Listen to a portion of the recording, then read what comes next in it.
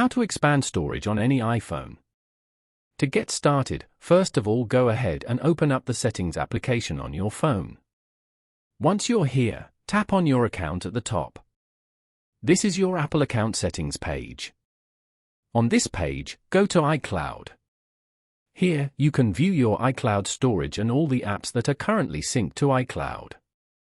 Go to the Almost Full section as shown. You can view and manage your storage from here. Over here, tap on Get More Storage. On this page, you will find all the iCloud Plus storage plans available.